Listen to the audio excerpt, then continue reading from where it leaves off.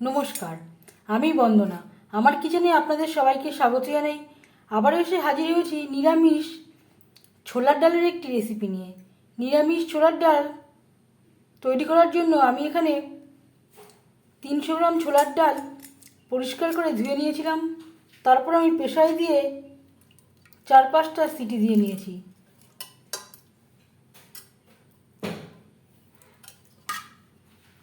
ডাল আমি 90% সেদ্ধ করে নিয়েছি। এবার যাচ্ছি নেক্সট স্টেপে। ছোলার ডাল রান্না করব সরষের তেলে। আপনারা চাইলে যে কোনো কুকিং অয়েলে রান্না করতে পারেন। 3 চামচ সরষের তেল গরম করে নিয়েছি। ফোড়নে দিয়ে দিলাম 2টো শুকনো লঙ্কা। লঙ্কা আমি ফাটিয়ে নিয়েছি। লঙ্কা ভেজে নেওয়ার পর দিয়ে দেবো 1টা তেজপাতা, 1/2 চামচ গোটা জিরে।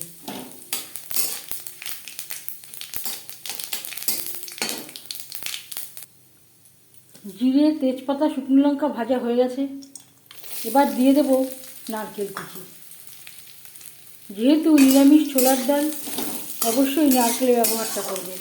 নারকেলের ব্যবহারটা করলে স্বাদটা খুবই ভালো হবে।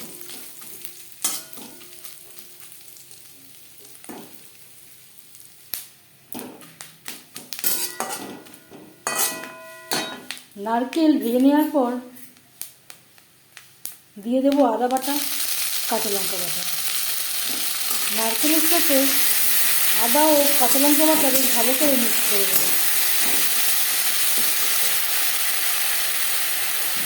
আর লাগছে হলুদের গুঁড়ো। ডাল সেদ্ধ করার সময় আমি লবণের ব্যবহার করেছিলাম, যদি প্রয়োজন হয় পরে অ্যাড করব। মশলা ভেজে নেওয়া হয়ে গেছে। দিয়ে দেবো টমেটো। 1টা টমেটো আমি টুকরো করে কেটে নিয়েছি। মশলার সাথে টমেটো বেশ ভালো করে মিক্স করে দেবো।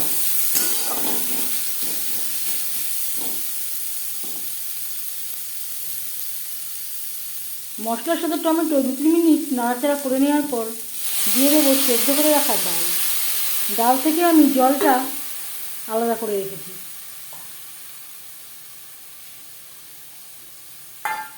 মশলার সাথে ডাল 3-4 মিনিট কষিয়ে নেব।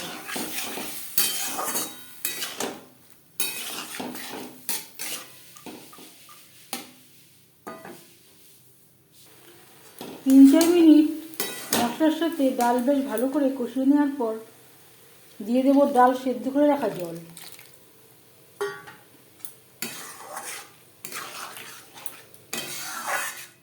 ডালের সাথে জল বেশ ভালো করে মিক্স করে দেবো।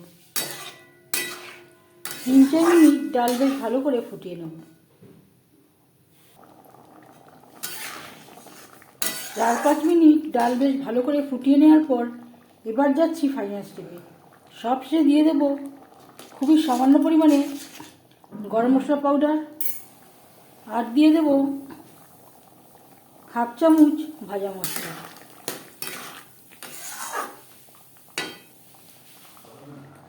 আর লাগছে সামান্য পরিমাণে সুগার পাউডার। এর পরিবর্তে দানা চিনিরও ব্যবহার করতে পারেন। আর দিয়ে দিলাম 1/2 চামচ ঘি।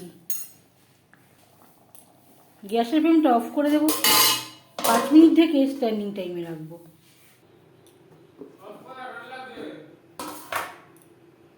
যেহেতু নিরামিষ ছোলার ডাল, অবশ্যই চিনির ব্যবহারটা করবেন। এভাবে ছোলার ডাল বানালে এর স্বাদ কোনো অংশে অনুষ্ঠান বাড়ির থেকে কম হবে না। এই রেসিপিটি কেমন লাগলো অবশ্যই জানাবেন কমেন্টের মাধ্যমে। যদি এই রেসিপিটি ভালো লেগে থাকে লাইক করবেন, শেয়ার করবেন, সাবস্ক্রাইব করবেন আমার চ্যানেলটিকে। বেল আইকনটা ক্লিক করে দেবেন। যখন আমি নতুন ভিডিও আপলোড দেব তার নোটিফিকেশান সবার আগে আপনার কাছে পৌঁছে যাবে।